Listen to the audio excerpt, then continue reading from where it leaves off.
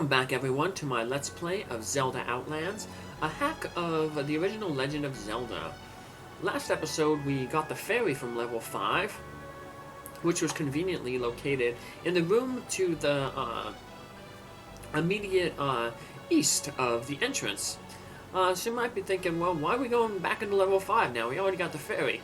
Well, we want to get this dungeon's treasure. This dungeon's treasure is the Thunder Arrow, which is this hack's equivalent of the Silver Arrow.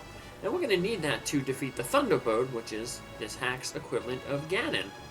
So it's very important that we fully explore this dungeon to get that treasure. And we're literally going to have to fully explore the dungeon because the last new room that we're going to enter is where the Thunder Arrow is going to be located. So, but we first got to go through this room here to pick up the map. One thing, most of the dungeons in this hack, they have like really weird shapes. Where in the first game, the dungeons, they were kind of shaped, most of them were shaped like animals. You had like the eagle, then you had like a lizard, then you had a snake, you had a lion head, and then the second quest, 5 of the dungeons were shaped like letters.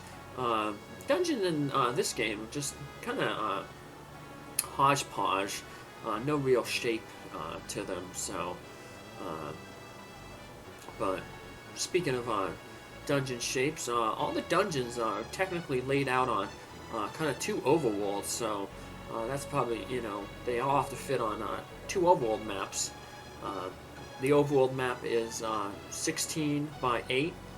16 wide, 8 screens high, and so all the other 9 dungeons in the game fit on a similar type map. So yeah, if you laid them all out, they would fit onto 2 of those grids. So, and this is a weird room which just kind of forces you to go through all the different rooms adjacent to it, because we have that push block in the center, and we want to go to the north, but we're kind of prevented from doing so. We gotta kind of go through all these rooms, and they're basically trap rooms. Thinking back to Final Fantasy II, where you had those rooms that there was no purpose to them other than to basically give you encounters and sap your resources. So there will be a playthrough of Final Fantasy II, the NES version, not the Super Nintendo version, which is technically Final Fantasy IV. So, yeah, that's a story in itself right there. So, but since we're only fighting these blue dark nuts, maybe we can tell that story. Yeah, the Final Fantasy games came out later in America than they did in Japan, so by the time that the Super Nintendo was released, Japan was already on basically Final Fantasy IV, and America had only gotten Final Fantasy I, so rather than release Final Fantasy IV over here in America when the Super Nintendo came out, have people wondering, well, what happened to Final Fantasy II and III? They just renamed Final Fantasy II, Final Fantasy IV as Final Fantasy II. Of course, that caused a whole bunch of later problems when they released Final Fantasy VII on the PlayStation, because people were like, wait, we only had Final Fantasy 1, 2, and 3. What happened to, 4, 5, and 6? And then we learned that Final Fantasy 2 in America was actually Final Fantasy 4 in Japan, and Final Fantasy 3 in America was Final Fantasy 6 in Japan. So yeah, it caused a little bit of confusion there, but let's get back to this game here. So now we can finally push this block out and head on up this way. Hey, we got some more tick-tight enemies. Pick them off with our bow and arrow. Use our boomerang to pick up the spoils that they dropped. A lot of times they will basically pay for themselves. You have to use an arrow to defeat them, but they do tend to drop out rupees, which is your ammunition for the arrow. So It's fun in one of the Zelda Classic hacks, which is kind of like a fan-made program that allows people to make their own Zelda quests, similar to Mario Maker for the Wii U and the Switch. It's some people they have like a little lore to that. They're like to get the arrow you get taught by some NPC or non-playable character. They're like, we're going to teach you how to tie a rupee to a stick, and that becomes your arrow. So that's pretty neat. But eventually, I'll do some Zelda classic games. So I have quite a few of them that I've completed 100%. But we're gonna knock out these regular games first. So let's keep on heading over here. Light up this room. And we got these Stalfos Gibdos enemies. So, finish them off. Oh, I totally forgot to mention, but earlier on we ended up getting the 3rd bomb bag upgrade, so up to 20 bombs now. And they still will serve our use, although we are getting close to that magic number of 12 that we need to wield the magic sword. So but we're getting there. Get another heart container in this dungeon, and then after this dungeon, in the overworld, we'll be able to, the new passage that we're going to get to, there'll be another heart container. So by the end of this episode, we'll have 11. We're almost there to the amount that we need. I may have mentioned, I totally forgot if I did, but you can kind of, your sword, we've talked a little bit about swords there, but your sword actually has somewhat of a hitbox to its side. So one way you can sometimes pick off the enemies is if they're coming towards you, you can face down and stab your sword, and it'll hit them from the side. So it's a good tactic, especially when you're like hugging the bottom wall. Here's our 10th heart container, and here's another one of these Dodongo enemies, or Digdogger. I always get those two confused, but these ones you want to lay a bomb down. That takes off basically half their health.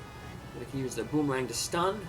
If you're fast enough, you can drop another bomb down, and sometimes that bomb will, depending on how they move, will explode and finish them off. 2 bombs is all you need to defeat the little spawns on you below thing. And here we get the Thunder Arrow. This is the whole reason why we went through this entire dungeon, and it thankfully deposits us very near the entrance. So last time we were warped out of the dungeon when we got the ferry.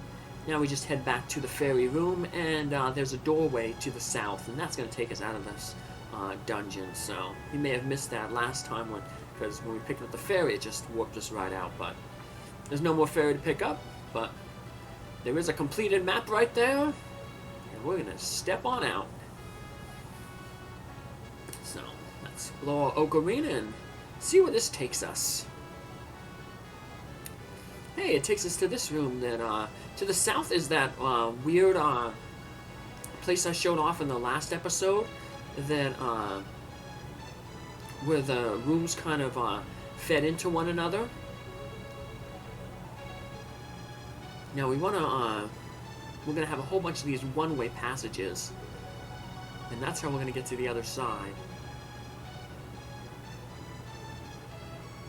And now we're gonna go through this. We want to avoid that rock there. We want to bomb here. This is one of like 4 kind of areas we want to kind of bomb. So here we have the Lionel enemies, which are palette swapped with the Wizrobe. We already ran into the Lionel sprites in the Dungeon 4. One bomb takes out the orange ones. Speaking of bombs, we can buy some more bombs here, but nah. We got plenty of bombs. And these guys tend to drop bombs too, though. Some of the enemies. Now this, if we take this passageway, it's another one-way, and it's going to deposit us in the center there. We want to go there eventually. That'll lead us to another dungeon, but it's not the dungeon that we want to go to right now. We want to go over this way and head back toward the beginning screen. First, we want to clear out this screen. Get those fairies. Look, it's not nice to hit a fairy with a boomerang. That would hurt. Oh well. But we want to push that block and get some free rupees. And we want to push some more blocks. We want to head up this way here. And I know I mentioned earlier about another heart container. Well, here we go. Push this block. And once this Garuda spawns, out of like a smoke egg or something, we get our 11th heart container. One more to go and we'll be able to get the magic sword and the wand. So here's another one of those one-way blocks. As you can see, we can't go back over to the right now. Those blocks are one way. But hey, we're back on the frozen path. To the right there's the graveyard. We're going to head left here. So we were kind of going through some weird paths. Speaking of, we're on the frozen path here. Now we're going to head toward that maze path. This game's equivalent of the Lost Woods. So we want to head there next. So we can take this way to take us near the start. Here's the start screen of the game. And that screen where we took the warp path to get to, that's one of the screens that we're going to end up at when we finish the maze. Because we want to head over to that tree over there that had the hole in it. So that's kind of our next destination. It's not a dungeon, but it's a bunch of rupees, and we want to get some more rupees. So let's head on down this way. And I said earlier that this area down here is a clue person. So let's go and find out what the clues are. So we have 10, 30, and 50. 10, she'll say, hey, you will be mangled by Deku Scrubs. And those are, I guess, those Octorok type looking things. 50, the wizard says, you know, oh, so many rupees. We want to go to the 31. That's the one that's going to give us the passage, so. Your destiny is north, west, south, rock, west. And that's what we're going to show off in our next episode. Bye!